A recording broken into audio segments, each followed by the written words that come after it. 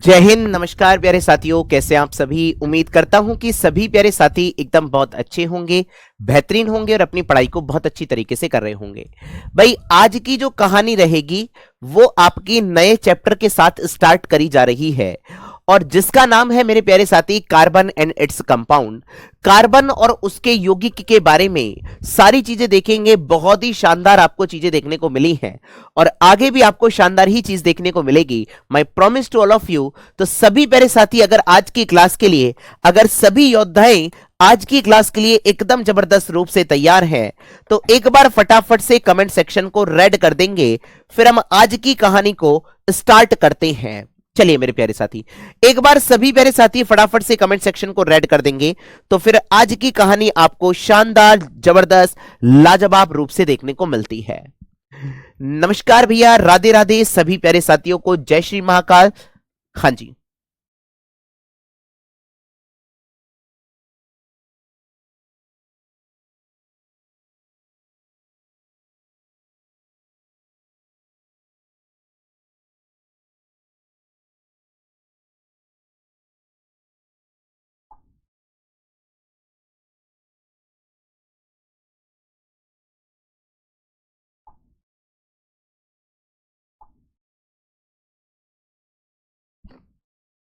चलिए बहुत बढ़िया मेरे प्यारे साथियों, तैयार हैं तैयार हैं तैयार हैं। चलिए अगर हम कार्बन की बात करते हैं, सबसे पहले हम कार्बन को देखेंगे कि कार्बन किस किस तरीके से पाया जाता है। फिर उसके बाद हम कार्बन के कंपाउंड्स देखेंगे जिसमें आपको बहुत ही इंपॉर्टेंट आपको चीजें देखने को मिलेंगी। तो सभी प्यारे साथी जरा ध्यान से सुनेंगे। राम राम भैया, सभी प्यारे साथियों को राम राम। सर सबसे पहले अगर मैं आपसे कार्बन की बात करता हूं तो मेरे भाई जरा ध्यान से सुनिएगा। प्रकृति में उपस्थित कार्बन जो होता है वो आपको दो रूप में देखने को मिलता है। मेरे भाई जरा ध्यान से सुनेंगे। हाँ जी, Amit Dubey ji, due to the hydrogen bonding. मेरे भाई जरा ध्यान से सुनेंगे। मैंने आपसे कहा कि कार्बन जो होता है वो आपको प्रकृति में दो रूप में देखने को मिलता है। एक तो होता है आपको कार्बन मुक्त रूप से देखने को मिले। कैसा देखने को मिले मेरे भाई? मुक्त रूप से, यानी कि फ्री फॉर्म में देखने को मिले। सर एक तो ऐसा भी हो सकता है कि कार्बन किसी हाइड्रोजन, ऑक्सीजन इनके साथ देखने को मिले।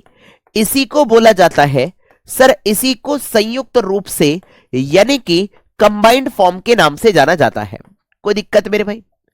यानी कि आप बोलेंगे सर हमारे सामने कार्बन आपका प्रकृति में दो रूप में देखने को मिलता है। एक होता है आपका मुक्त रूप और एक होता है आपका संयुक्त रूप। अगर मैं मुक्त रूप की बात करूंगा तो मुक्त रूप में आपको कार्बन जनरली चार प्रकार में देखने को मिलता है। यह बहुत इंपॉर्टेंट है मेरे बच्चे। यानी कि मेरे भाई जरा ध्यान से सुनेंगे। प्रकृति में कार्बन जो होता है, कार्बन एक अधातु होती है, दो रूपों में पाया जाता है। पहला होता है क्रिस्टलीय रूप जिसको हम मुक्त रूप के नाम से भी जानते हैं। क्या मेरी बात सभी प्यारे बच्चों को क्लियर है? यस और नो? सर जब आपको कार्बन क्रिस्टल के फॉर्म में देखने को मिलेगा, हाँ जी,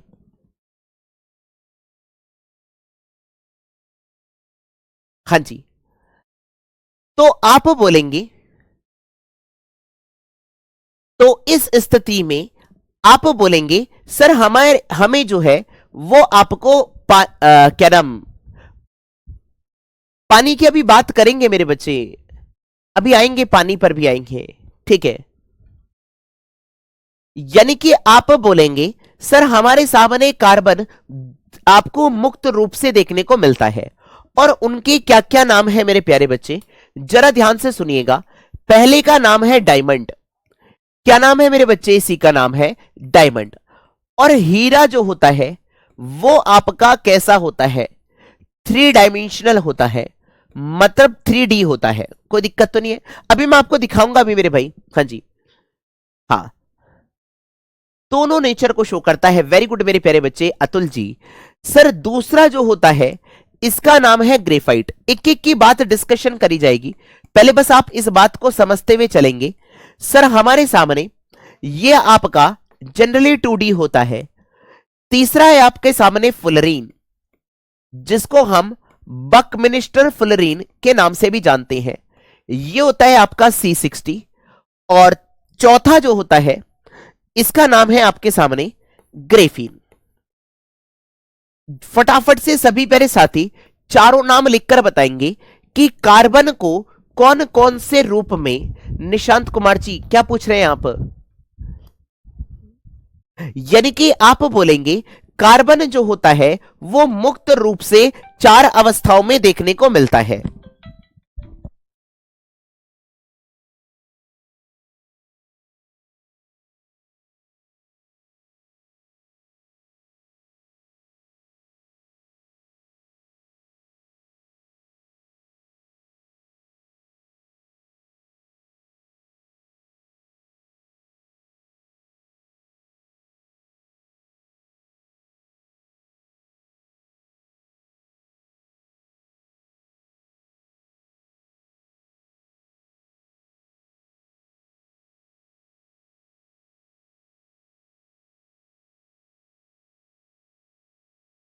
हाँ जी, यानी कि आप बोलेंगे सर हमारे सामने जो आपको कार्बन देखने को मिलेगा मुक्त रूप से 4 में देखने को मिलता है। फटाफट से मुझे बताइए नाम कौन कौन से हैं। डायमंड हो गया, ग्रेफाइट हो गया, फुलरीन हो गया और ग्रेफिन हो गया। क्या मेरी बात सभी प्यारे बच्चों को क्लियर है? यस और नो? अभी हम एक एक चीज पर आते हैं। हाँ जी, फेविक्विक किससे बनता है? फेविक्विक में हमारे सामने भाई, ये आप बाद में पूछेंगे तो अच्छा रहेगा निशांत कुमार जी। ठीक है भाई, चलिए अगला बात करते हैं। डायमंड का स्ट्रक्चर कुछ इस तरीके का होता है। आइए सभी प्यारे साथी जरा ध्यान से सुन लीजिए और हेडिंग जमा लीजिए। इसका नाम है मेरे भाई, हाँ जी सभी प्यारे साथी जरा ध्यान से सुनेंगे, इसका नाम है भैया डायमंड, जिसको हम क्या बोलते हैं? हीरे के नाम से जानते हैं।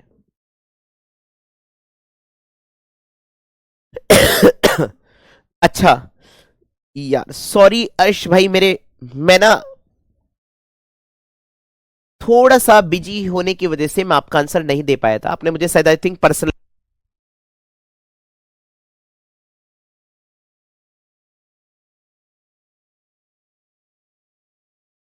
चलिए बात क्लियर है मेरे भाई? अच्छा, अगर मैं आपसे बात करता हूं, इसमें डायमंड जो होता है मेरे प्यारे बच्चे,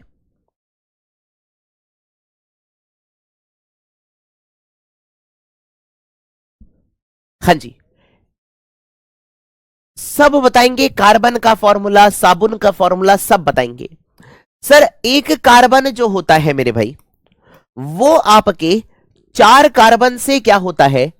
कोवैलेंटली जुड़ा होता है, मतलब कुछ इस तरीके से। और जो ये स्ट्रक्चर देखने को मिलता है मेरे भाई, इसी को बोला जाता है मेरे भाई, इसी को बोला जाता है टेट्राहेड्रल स्ट्रक्चर। जरा ध्यान से सुनिएगा, सारे पीवाईक्यू कवर अप करूंगा। इसी को बोला जाता है टेट्राहेड्रल स्ट्रक्चर के नाम से जाना जाता है। यानी कि आप बोलेंगे चतुष्फलकीय संरचना होती है।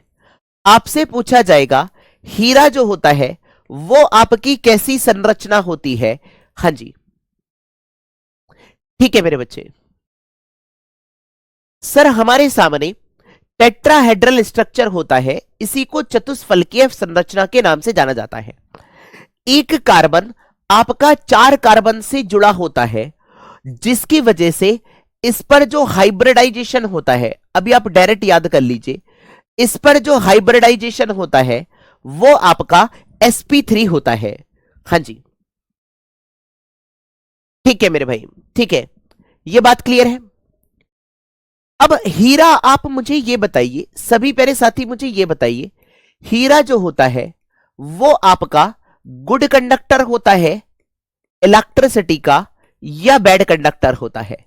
सभी प्यारे साथी आंसर करें मेरे भाई, फटाफट से आंसर करेंगे। हीरा जो होता है वो आपका अच्छा चालक होता है या कुचालक होता है? फटाफट से आंसर करिए, क्योंकि भाई मतलब बेकार चालक ऐसा बोल सकते हैं। गुड कंडक्टर ऑफ इलेक्ट्रिसिटी या बैड कंडक्टर ऑफ इलेक्ट्रिसिटी? सभी प्यारे साथी फटाफट से आंसर करेंगे।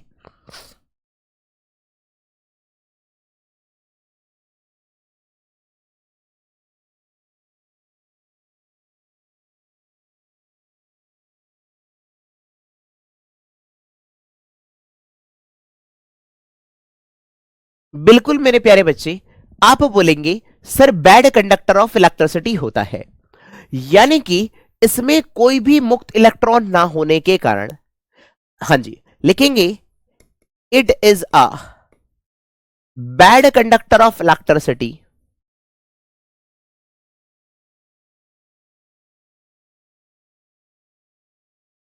Due to no free electron. मुक्त इलेक्ट्रॉन ना होने के कारण, लिख लीजिएगा मेरे प्यारे बच्चे, हाँ जी, यह है विद्युत का कुचालक होता है। कोई दिक्कत तो नहीं है मेरे भाई? कितने मेरे प्यारे साथियों को ये चीज एकदम क्लियर है? हाँ जी, बिल्कुल मेरे भाई, bad conductor of electricity, bad conductor of electricity. अच्छा, हीट का क्या होता है? हीट का अच्छा चालक होता है, याद रखेंगे, यानी कि गुड कंडक्टर ऑफ हीट होता है, but bad conductor of electricity होता है। क्या मेरी बात क्लियर है? अच्छा, अगर मैं आपसे बात करता हूं, अगर मैं आपसे बात करता हूं डायमंड इज नॉन मेटल, मेरे भाई अंकित मौर्य जी, कार्बन का ही पूरा रूप है, इसी वजह से इसको एलोट्रॉप के नाम से जाने जाते हैं। ये जितने भी हैं आपके, इन्हीं को बोला जाता है, ये सभी कार्बन के एलोट्रोप्स होते हैं। क्या बोला जाता है इन्हें? कार्बन का एलोट्रोप बोला जाता है। अभी आ जाएंगे मेरे भाई। अब आप मुझे ये बताइए, सभी मेरे साथी मुझे ये बताएंगे, डायमंड का मेल्टिंग पॉइंट कितना होता है? पहले मुझे ये बताओ, डायमंड का गलनांक कितना होता है? मैंने आपको मेटल एंड नॉन मेटल वाले में बताया था।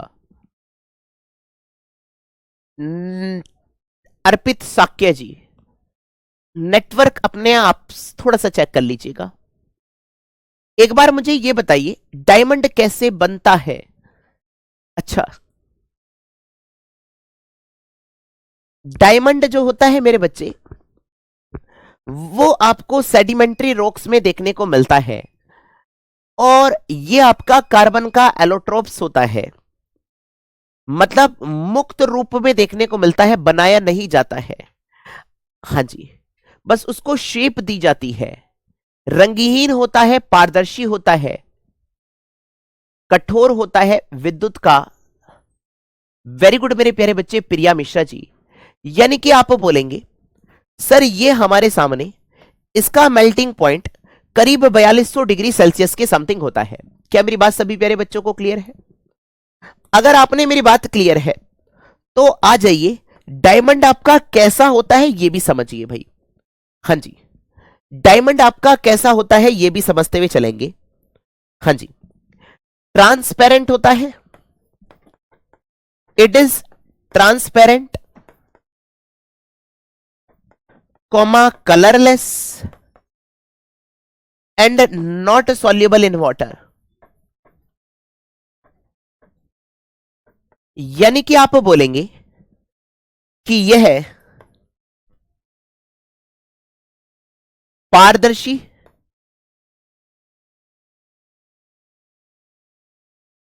रंगहीन तथा पानी में अविलय है, यानी कि पानी में सॉल्युबल नहीं होता है। क्या मेरी बात क्लियर है? कोयले में मापा जाता है। अच्छा अमित चौहान जी, अगर मैं आपसे बात करूंगा, डायमंड की अच्छी खासी वैल्यू होती है, मतलब आप ये मानकर चलेंगे, एक कैरेट जो होता है वो करीब 0.2 ग्राम के करीब होता है डायमंड का। डायमंड का एक कैरेट जो होता है वो करीब 0.2 ग्राम के समथिंग होता है। मतलब आप ये मानकर चलेंगे कि सोने से भी ज्यादा महंगा डायमंड।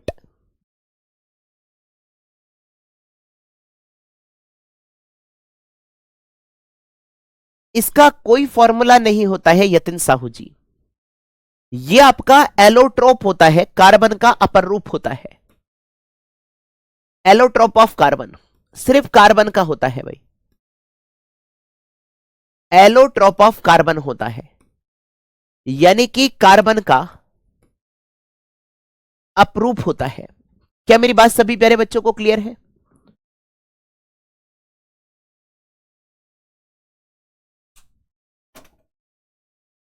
अच्छा विशाल मिश्रा जी,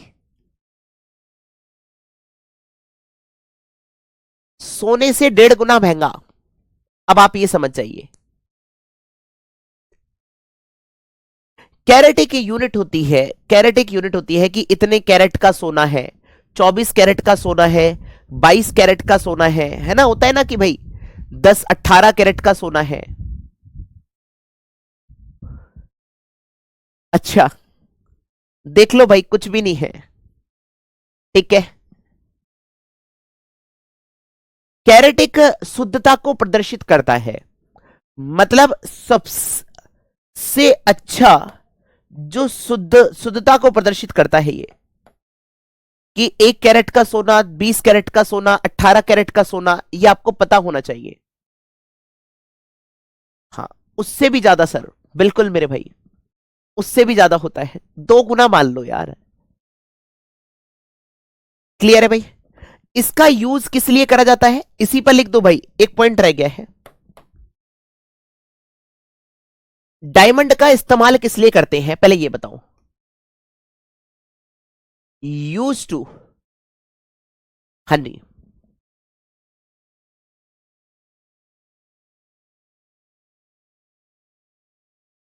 ठीक है मेरे भाई पंकज जी, बिल्कुल। ये जो होता है यूज टू, है ना, मेकिंग टूल, यानी कि टूल बनाने में इसका इस्तेमाल करते हैं, औजार बनाने में इसका इस्तेमाल करते हैं। आपने देखा होगा मेरे प्यारे बच्चे, हाँ जी, मिरर कटिंग के लिए करते हैं, ज्वेलरी कटिंग के लिए करते हैं। वेरी गुड मेरे भाई। ग्रेनाइट की घिसाई करी जाती है, वेरी गुड मेरे बच्चे। प्रिया मिश्रा जी, कांच को काटने में इसका इस्तेमाल करा जाता है। यानी कि अगर कोई कांच की चीज है मेरे पास, है ना, मान लो अगर ये कांच की चीज है और आप इसको कट नहीं कर पा रहे हो, तो डायमंड की सहायता से आसानी से कट जाएगा। बिट आते हैं, डायमंड के बिट आते हैं जनरली, अगर आपने देखा हो। जो घिसाई करता है ना, पत्थर की जो टाइल्स की घिसाई करता है ना, उसमें भी डायमंड के कटर यूज करे जाते हैं। वैसे तो आपके डायमंड महंगा होने के कारण सीमेंटेड कार्बाइड का, डायमंड का बहुत छोटा छोटा रूप होता है, मतलब इतना इतना सा रूप, आप ये मानकर चलेंगे। हाँ, ज्वेलरी में भी होता है मेरे भाई, गारमेंट्स में भी होता है। बिल्कुल मेरे प्यारे बच्चे, ये बात क्लियर है भाई? डायमंड के बारे में चीजें आपको क्लियर है?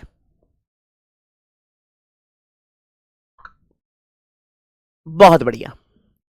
आगे बढ़ते हैं दूसरे पॉइंट की तरफ।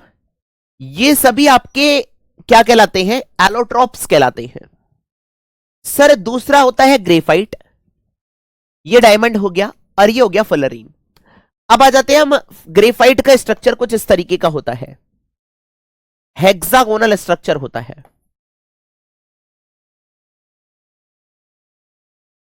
यानी कि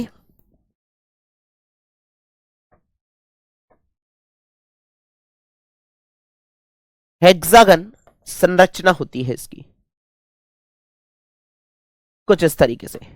मतलब 6 कार्बन कुछ इस तरीके से, ये 6 कार्बन से ऐसे अटैच्ड होते हैं। क्या मेरी बात क्लियर है क्या? हाँ जी।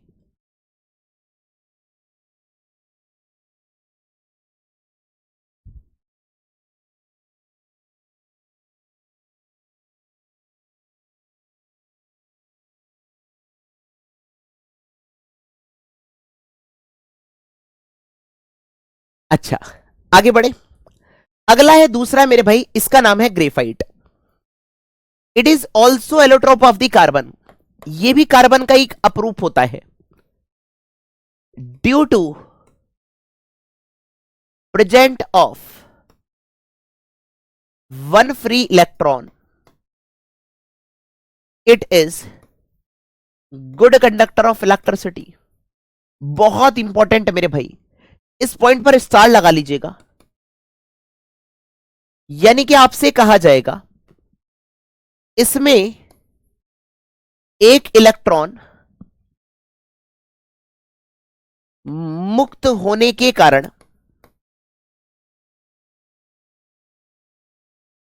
यह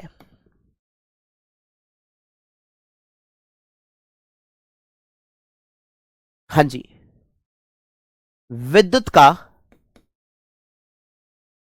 अच्छा चालक होता है। अच्छा, ग्रेफाइट जो होता है मेरे भाई, और बताइए इसके बारे में, ग्रेफाइट के बारे में आप लोग क्या क्या जानते हैं? हाँ जी, विद्युत का अच्छा चालक होता है। और बताइए ग्रेफाइट के बारे में कितना जानते हैं आप लोग? ग्रेफाइट का भी जो मेल्टिंग पॉइंट होता है वो भी अच्छा खासा होता है। आप ये मानेंगे इसका भी मेल्टिंग पॉइंट बहुत ज्यादा होता है, करीब 3600 डिग्री सेल्सियस के समथिंग होता है। हीरे से हल्का होता है, very good.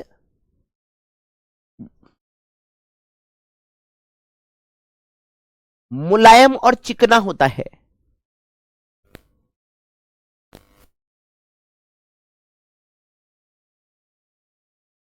Very good. Pencil की नोक में इस्तेमाल करते हैं, वेरी गुड। और अगर मैं आपसे बात करूंगा, ग्रेफाइट जो होता है ना वो आपका कुछ इस तरीके से होता है मेरे भाई।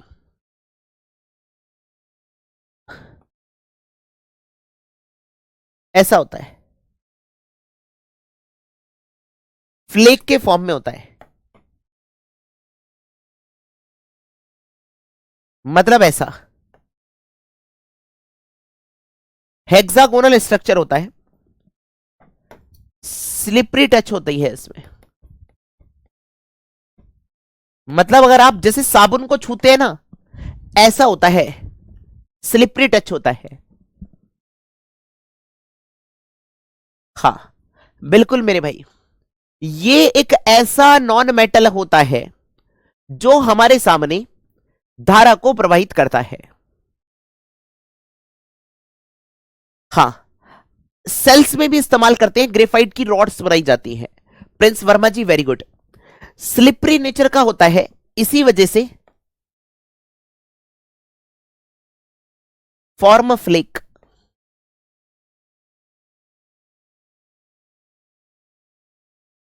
यानी कि आप बोलेंगे कि हमारे सामने फ्लेक का मतलब, हाँ जी, न्यूक्लियर में भी इस्तेमाल करते हैं। अभी आते हैं उस पॉइंट पर। फ्लेक का मतलब क्या है भाई? मतलब आप बोलेंगे पाउडर के रूप में, मतलब आप बोल सकते हैं पाउडर के रूप में, मतलब फ्लेक ऐसे मिलते हैं मेरे भाई। sp2, sp2, Sushil Sharma ji.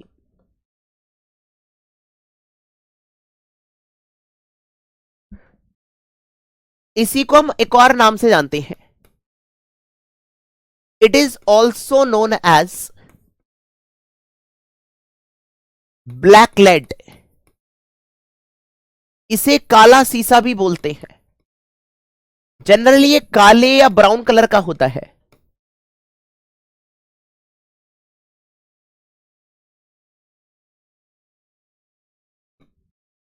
हाँ जी, हाँ, चूर्ण के रूप में बोल सकते हैं, बिल्कुल मेरे बच्चे। सर ग्रेफाइट जो होता है मेरे बच्चे, और आओ जरा ध्यान से, और बताइए इसके बारे में, ग्रेफाइट के बारे में। वेरी गुड मेरे प्यारे बच्चे, क्या बात है यार।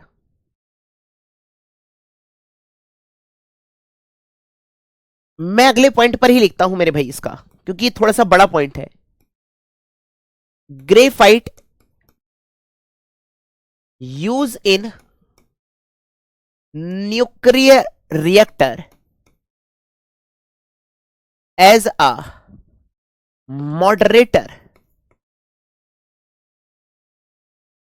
and also act as a dry lubricant। यानी कि आप बोलेंगे ग्रेफाइट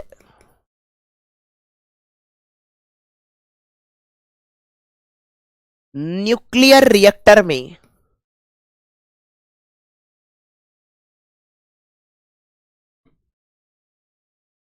मंदक का कार्य करता है, भारी जल भी करता है और यह भी करता है मेरे बच्चे।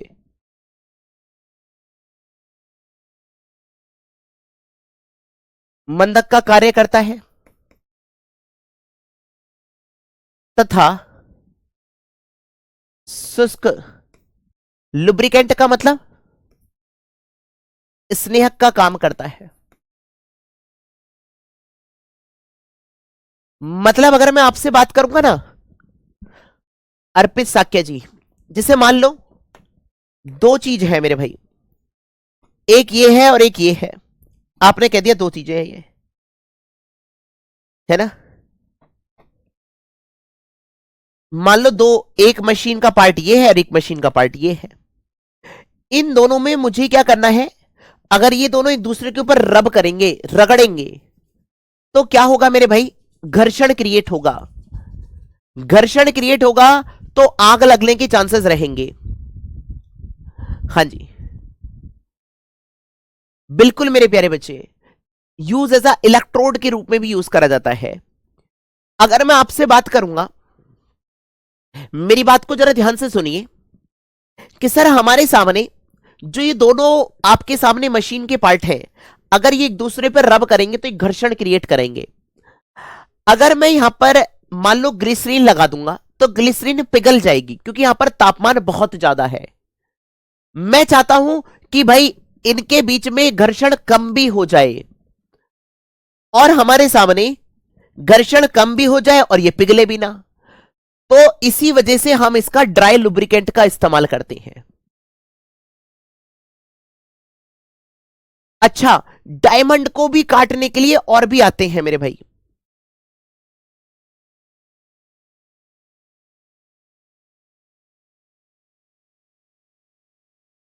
डायमंड को काटने के लिए, डायमंड से भी हमारे सामने और भी बहुत सारी चीजें होती हैं, है ना।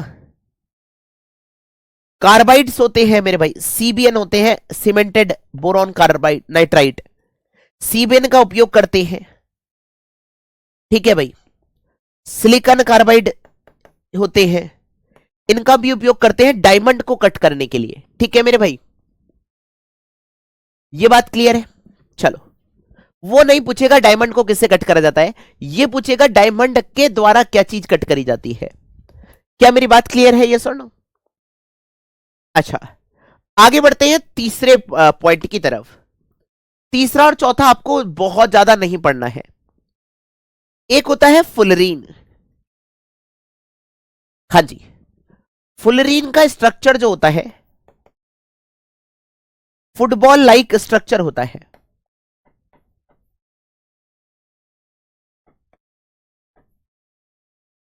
फुटबॉल जैसी संरचना संरचना होती है और इसमें कितने कार्बन एटम होते हैं, 60। फुटबॉल जैसी संरचना होती है और सबसे वाला जो लास्ट बचता है, इसका नाम है ग्रेफीन। ग्रेफीन जो होता है, यह भी आपका यूज करा जाता है, कटिंग के लिए इस्तेमाल करते हैं। हां जी, क्या मेरी बात क्लियर है राजकिशोर साक्या जी, ये बात क्लियर है। मंदन का मतलब जो न्यूट्रॉन रोड्स होती है ना, न्यूट्रॉनों की गति को कम करने के लिए।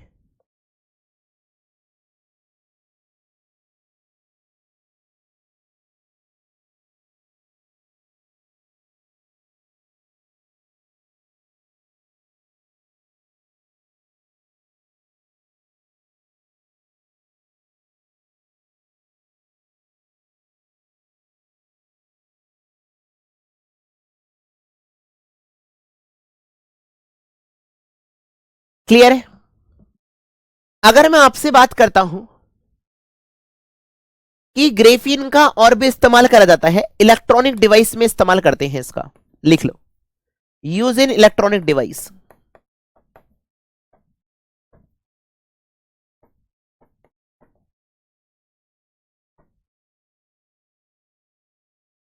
इलेक्ट्रॉनिक उपकरणों में जैसे ट्रांजिस्टर हो गए, इनमें सब में इस्तेमाल करते हैं।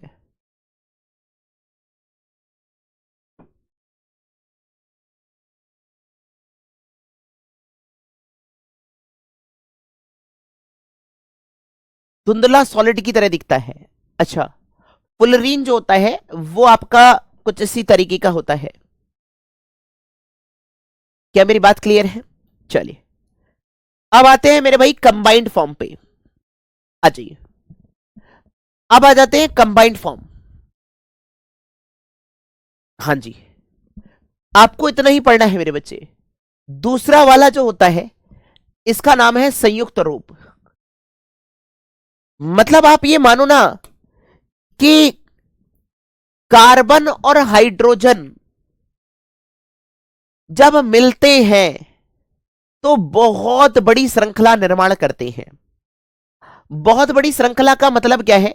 मतलब 30 लाख से भी ज्यादा, मतलब जिसके अंदर कार्बन और हाइड्रोजन बंद देखने को मिलता है, बहुत बड़ी चेन का निर्माण करते हैं। अगर आपसे पूछा जाए कार्बन की संयोजकता कितनी होती है, पहले आप मुझे यह बताइए। वैसे मैंने आपको बताई होगी, वैलेंसी ऑफ कार्बन बताना कितनी होती है मेरे भाई?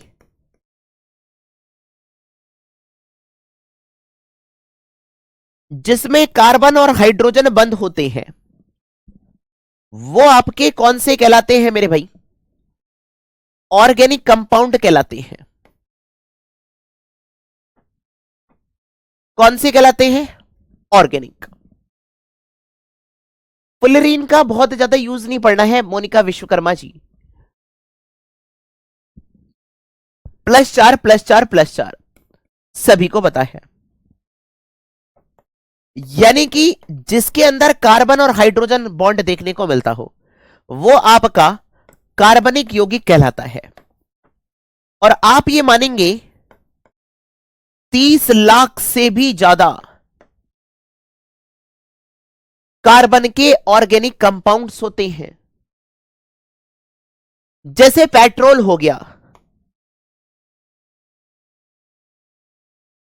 पेट्रोल का फॉर्मूला गलत लिखा है क्या?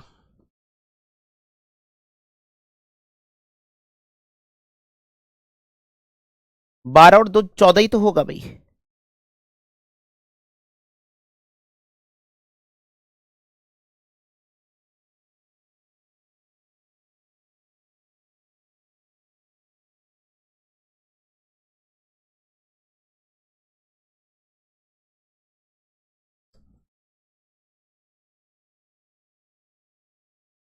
जीरो पॉइंट 2 ग्राम का ये 8 कर लीजिएगा, 8 दूनी 16 और 2 18। ठीक है भाई। पेट्रोल जो हो गया वो आपका ये हो गया C8H18। सुगर चीनी C12H22O11। कोयला हो गया, चारकोल हो गया, लैम्प ब्लैक हो गया। ये सब कार्बन के संयुक्त रूप कहलाते हैं।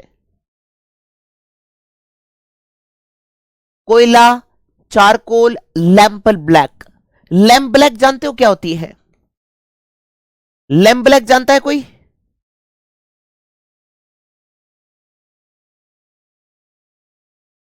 कोई मुझे ये बताइए, लैम्प ब्लैक जानता है आप? लैम्प ब्लैक को लैम्प ब्लैक ही बोलते हैं हिंदी में भी मेरे भाई।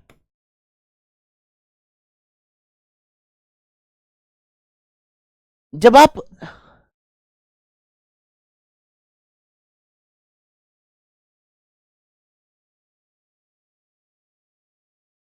दोनों नेचर शो करता है।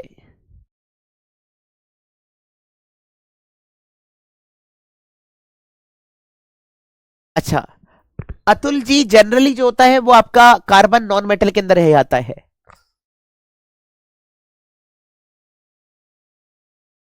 कैंडल कैंडल जो होते हैं ना, लैंप वगैरह जो होते हैं, जब इन्हें कुप्पी वगैरह, जब कार्बन का मतलब जब फ्यूल कंप्लीटली कंबस्टाइल नहीं होता है, जब फ्यूल सही तरीके से नहीं जलता,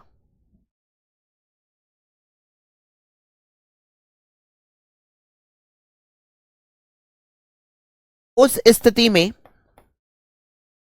आपको कार्बन जो है वो यहां पर देखने को मिलता है कुछ इस तरीके से। क्या मेरी बात क्लियर है? यस और नो? उसी को बोला जाता है, हाँ जी, मिट्टी के तेल से। बिल्कुल मेरे बच्चे। रीजन, भाई अतुल जी ध्यान से सुनिए, भाई कार्बन आपकी उपधातु नहीं है, कार्बन आपकी अधातु ही है। चारकोल जो होता है ना, चारकोल, आपने देखा होगा, हम मुंह पर चारकोल का इस्तेमाल करते हैं, पिगमेंट पाउडर बोलते हैं, यानी कि most reactive form of the carbon, इसको बोला जाता है चारकोल के नाम से। सबसे ज्यादा हमें चारकोल से ही ऊर्जा मिलती है। हाँ जी, कोयले का वह रूप जिसमें आपको सबसे ज्यादा जलाने पर ऊर्जा प्राप्त होती है, वो आपका चारकोल कहलाता है। क्या मेरी बात क्लियर है? हाँ जी। अब जरा ध्यान से सुनेंगे, अगर मैं आपसे पूछूं CO2 कैसा है, ऑर्गेनिक या इनऑर्गेनिक?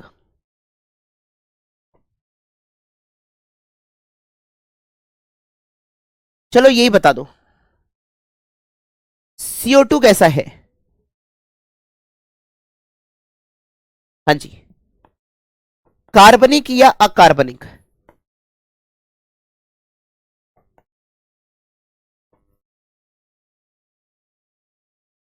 बताइए।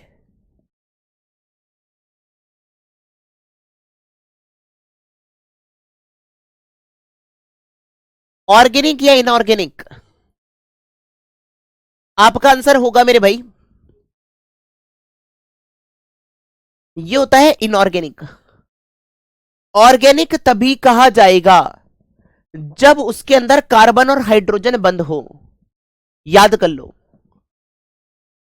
इनऑर्गेनिक है, ये मत समझ जाना कार्बन मौजूद है तो ये आपका ऑर्गेनिक हो गया, नहीं। ऑर्गेनिक वही कंपाउंड्स होते हैं जिनके अंदर हमारे सामने कार्बन हाइड्रोजन के साथ जुड़ा होता है। अब जुड़ने के बहुत सारी तरीके होते हैं। हाँ जी, इनऑर्गेनिक होता है वैशाली जी, और ऑर्गेनिक।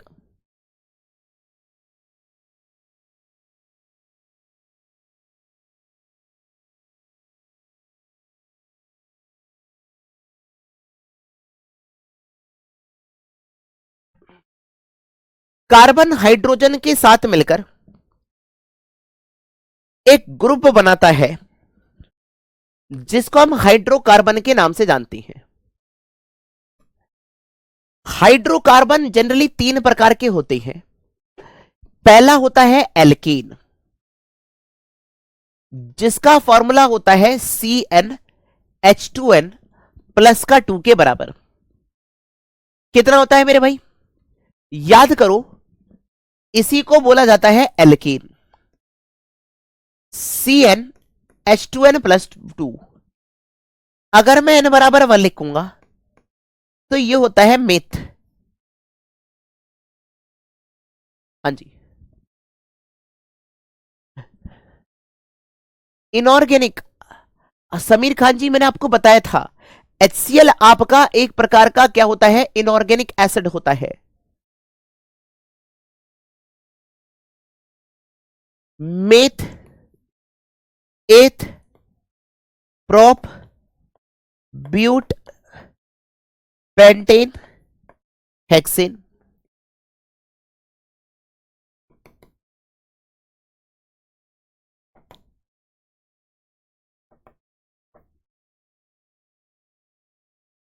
कुछ इस तरीके से 10 होते हैं। अगर मैं बात करूंगा तो करीब स्टार्टिंग के 7-8 आपको गैसियस फॉर्म में देखने को मिलते हैं। ये सभी आपको नीचे के मोस्टली ये आपको गैसियस फॉर्म में देखने को मिलते हैं।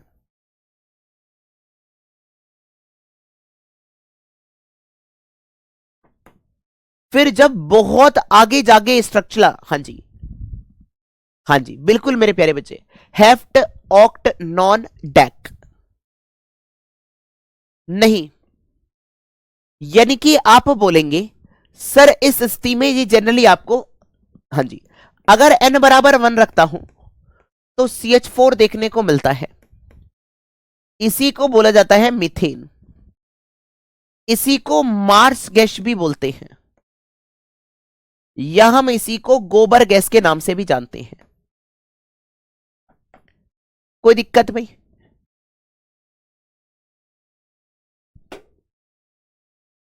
ये इनका जनरल फॉर्मूला होता है। हाँ जी बिल्कुल लिखिए मेरे बच्चे। अगर आप इससे आगे देखने को मिलेंगे तो ये आपको लिक्विड स्टेट में भी देखने को मिलते हैं। काफी कॉम्पैक्ट स्ट्रक्चर हो जाता है जिसकी वजह से वो जिनका गलनांक कम हो जाता है। यानी कि अगर मैं आपसे बात करूंगा, अगर मैं मीथेन की बात करूं, आ जाओ पहले मीथेन की बात कर लेते हैं। आइए, मीथेन को हम मार्स गैस या गोबर गैस बोलते हैं। मती,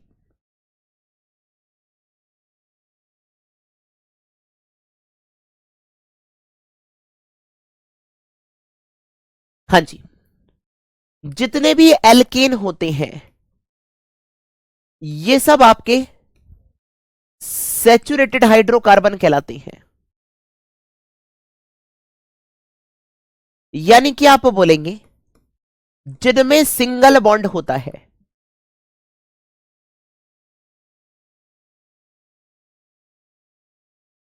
वो आपके संतृप्त हाइड्रोकार्बन के नाम से जाने जाते हैं। किस नाम से जाने जाते हैं मेरे भाई? संतृप्त हाइड्रोकार्बन बोलते हैं मेरे बच्चे ने। क्या मेरी बात सभी प्यारे बच्चों को क्लियर है?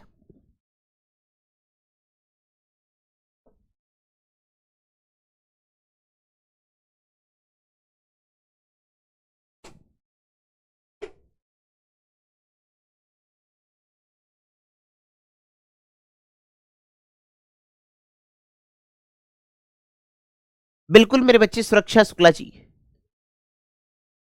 यानी कि अगर मैं आपसे बात करूंगा कि यहां से मिथेन एक ग्रीन हाउस गैस भी है। मिथेन कहां से ऑब्टेन होती है? ऑब्टेन फ्रॉम कोल माइन, कोयलों की खदानों से प्राप्त होती है। कोई सी भी ले लीजिए मेरे बच्चे।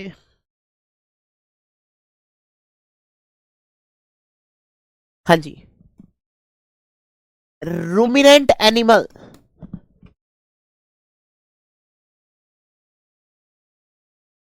Also produce methane gas. Ruminant element जानते हो मेरे भाई कौन कौन से होते हैं? मिथेन, कोयले की खदानों से प्राप्त करते हैं। सड़ी गड़ी जहां पर दलदली स्थान होते हैं वहां पर भी देखने को मिलते हैं। अभी क्वेश्चन कराएंगे तब समझ में आएगा ना मेरे बच्चे। ठीक है मेरे बच्चे सुरक्षा जी। दूसरा, जुगाली या पागुड़ करने वाले जंतु भी मिथेन गैस उत्पन्न करते हैं। जैसे गाय, भैंस, ये सब क्या होते हैं मेरे भाई? जुगाली करते हैं, जुगाली। हाँ, रोटन होता है कोई चीज, उसमें भी हो सकती है, बिल्कुल मेरे बच्चे, मोनिका विश्वकर्मा जी। ठीक है। अच्छा, एक पॉइंट और लास्ट में, मीथेन का निर्माण कैसे होता है, यह भी देख लीजिए।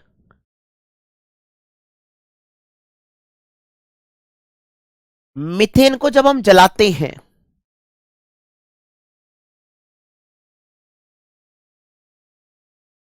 CO2 प्लस H2O का निर्माण होता है। मतलब तीक्ष्ण गंध वाली गैस,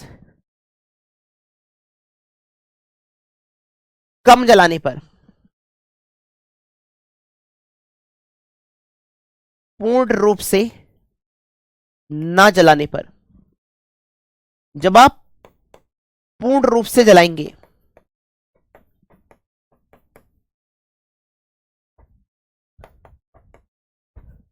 तब आपको CO2 गैस देखने को मिलेगी। ये होती है कार्बन मोनोऑक्साइड गैस।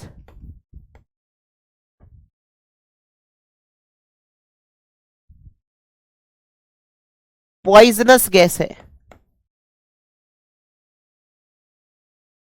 मतलब जहरीली गैस है।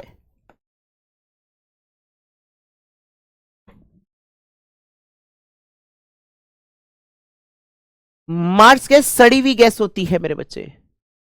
मार्स गैस का मतलब सड़ी हुई गैस।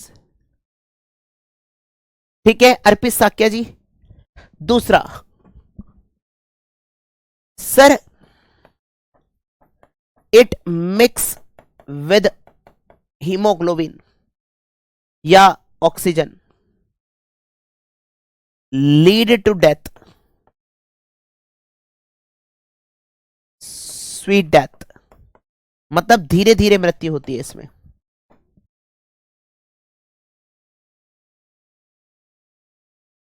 वो कराएंगे मेरे बच्चे, किशन भारती जी बिल्कुल कराएंगे।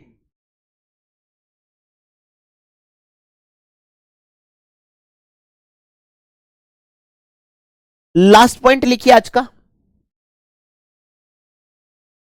Methane gas is powerful green house gas. Green house gas जानते हो ना?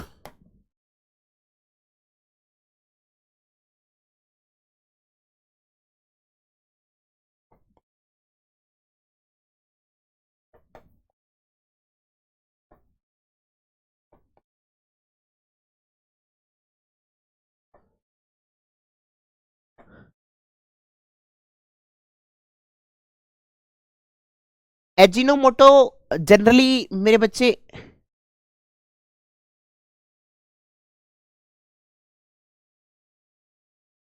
हाँ बिल्कुल मेरे बच्चे, अर्श मैथ जी। क्लियर? कितने मेरे प्यारे साथियों को यहां तक चीजें क्लियर हैं?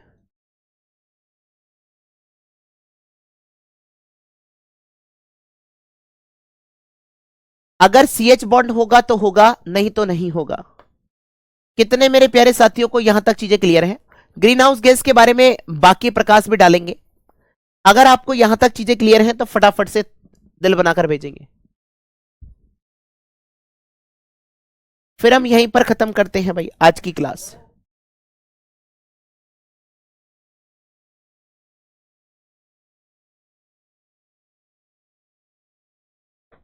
यहीं पर खत्म करते हैं मेरे भाई। हाँ जी।